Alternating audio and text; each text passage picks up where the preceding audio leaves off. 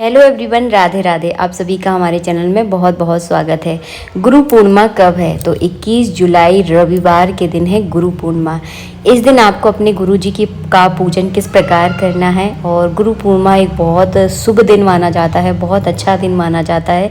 अपनी गुरु की सेवा और उनके प्रति जो श्रद्धा, जो आपका भाव होता है वो दिखाने का एक दिन होता है। वैसे गुरु और जो शिष्य का जो प्रेम होता है वो एक अद्भुत है। और आप अपने जीवन में जिस भी लेवल पर हो, जहाँ पर भी हो, उसमें कहीं ना कहीं गुरु की कृपा बहुत होती है। मतलब और हम भी अपने जीवन में कुछ भी हैं, जो भी है ना, सब अपने गुरु जी की कृपा से है। तो यहाँ पर जो है ना, मैंने थाली लगा दी है। बहुत ज़्यादा सामान की ज़रूरत नहीं होती है, एक साधारण सा थोड़ा सा आपको सामान चाहिए होता है। फल आपको लेने हैं, मिठाई लेनी है, फूल माला लेनी है और दक्षिणा लेनी है। और गुरु जी के लिए कपड़े, जो भी आपके गुरु जी पहनते हैं उसी हिसाब के आप कपड़े लेकर आएँ। अगर आप इस पूजन को घर में कर रहे हैं तो घर में भी आपको दीपक जलाना है। अगर आप अपने गुरु जी के पास जाकर पूजा कर रहे हैं तो वहाँ पर भी आपको दीपक ज़रूर जलाना है। दोनों ही तरीके मैं आपको दिखा रही हूँ। यहाँ पर हमारे गुरु जी की तस्वीर है, जिसको अक्सर आप हमारे घर के मंदिर में देखते हैं। इनकी पूजा हम रोज़ करते हैं। तो ये हैं हमारे गुरु जी। अभी इस दुनिया में नहीं है। उनका जो आशीर्वाद है, जो हमारे प्रति प्रेम था, वो आज भी जो है ना हमारे साथ चलता है। तो गुरु की कृपा जीवन में बहुत काम करती है। सब मानने की बात होती है, जो मानते हैं उनको पता होगा कि गुरु की कृपा जीवन में कितना ज़्यादा काम करती है। आपको सबसे पहले क्या करना है, अपने गुरु के चरण धोने हैं। गुरु के चरणों में जो है ना शिष्य का स्थान होता है। तो गुरु के चरण आपको ज़रूर धोने हैं। अगर आप अपने गुरु जी के सामने बैठे हैं, सबसे पहले उनके चरण धोएं। अगर अपने घर में पूजा कर रहे हैं तो सबसे पहले आपको अपने गुरु का ध्यान करना है मन में। तो ध्यान करते हुए मैंने यहाँ पर फूल चढ़ा दिए। इसके बाद मैंने एक लोटा जल लिया था। और ऐसे भाव आपको मन में करने हैं कि हम अपने गुरु का जो है ना आज सेवा कर रहे हैं। सबसे पहले आप गुरु के चरण धोएंगे। उसके बाद इस तरह से आपको 4 बार जल चढ़ाना है, जैसे स्नान के लिए, हाथ धोने के लिए, जल पिलाने के लिए। तो 4 बार जो है ना इस तरह से आप जल चढ़ा दीजिए। आप चाहे चम्मच का भी प्रयोग कर सकते हैं। तो मैंने एक सरल सा तरीका आपको दिखाया है।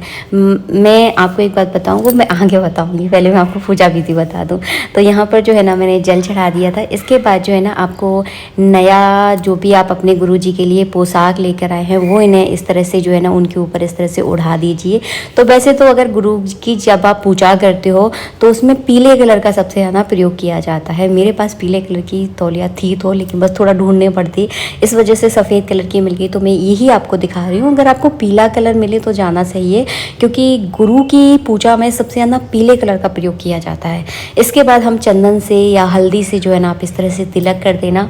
उसके बाद आप चावल चढ़ा देना। और गुरु की पूजा करना बहुत सरल होता है, बहुत ही सरल होता है। तो ये दिन जो है ना बहुत खास होता है।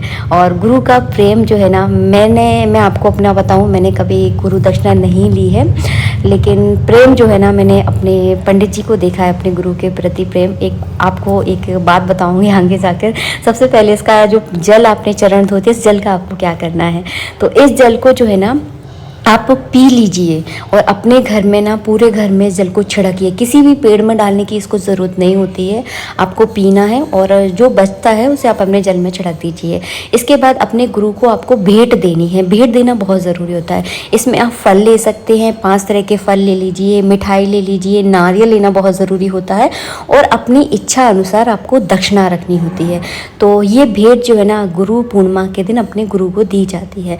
तो आप जो है ना ये भेंट जो है ना अपने गुरु जी के पास इस तरह से रख दीजिए। अगर आप अपने गुरु के सामने हैं तो उन्हें जो है ना अर्पित कीजिए। अगर आप वहाँ पर नहीं जा पा रहे हैं, आप बहुत ज़्यादा बिजी हैं, तो इस तरह से चढ़ा दीजिए। और बाद में जब आपका जाना, उनके नाम की जो आपने दक्षिणा निकाली है, वो दक्षिणा, फल, मिठाई और नारियल जो है ना उन्हें भेंट स्वरूप ज़रूर अर्पित करें। अगर इस दुनिया में आपके गुरुजी नहीं है तो उनके जो आपने जो भेंट निकाली है, उनके नाम की भेंट जो है ना आप मंदिर में भी दान कर सकते हैं। किसी निर्माण में जो है ना उनके नाम से लगा सकते हैं।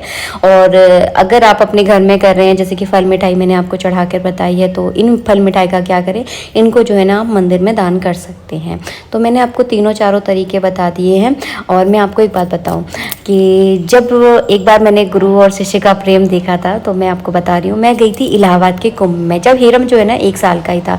मुझे नहीं पता था कि गुरु और शिष्य का क्या प्रेम होता है, क्योंकि मैं ऐसे माहौल से नहीं थी। जो है ना इलाहाबाद के कुंभ में 7-8 दिन रुके थे, तो वहाँ पर देखा मैंने पंडित जी का अपने गुरु के प्रति प्रेम। जैसे ही शाम होती थी तो उनके चरण दबाने चले जाते थे, जी गुरु जी, जी गुरु जी। और एक बार मैंने ये बात नोटिस की, जैसे ही उनके गुरु जी भोजन करते थे ना, तो वो उनके पास जाकर बैठ जाते थे कि उस भोजन का छोटा सा हिस्सा जो है ना वो अपने शिष्य को दें। और जब वो पंडित जी को वो छोटा सा जो अन्न का दाना देते थे ना, बड़े प्रेम के साथ जो है ना अपने हाथों, मतलब वो जो प्रेम था ना, शायद मैं शब्दों से बयान नहीं कर पाऊंगी। तो मतलब वो जो निवाला गुरुजी अपने शिष्य को देते थे ना, तो वो बड़े प्रेम से जो है ना उसे खाते थे। आशा करती हूँ आपको वीडियो अच्छा लगा होगा। वीडियो अच्छा लगा है तो प्लीज़ लाइक कीजिएगा। बहुत छोटी सी बात है, और ये जो आंखों से जो मैंने दृश्य देखा था ना, उसमें बहुत प्रेम था। आज के लिए इतना ही, नेक्स्ट वीडियो मिलेंगे। राधे राधे।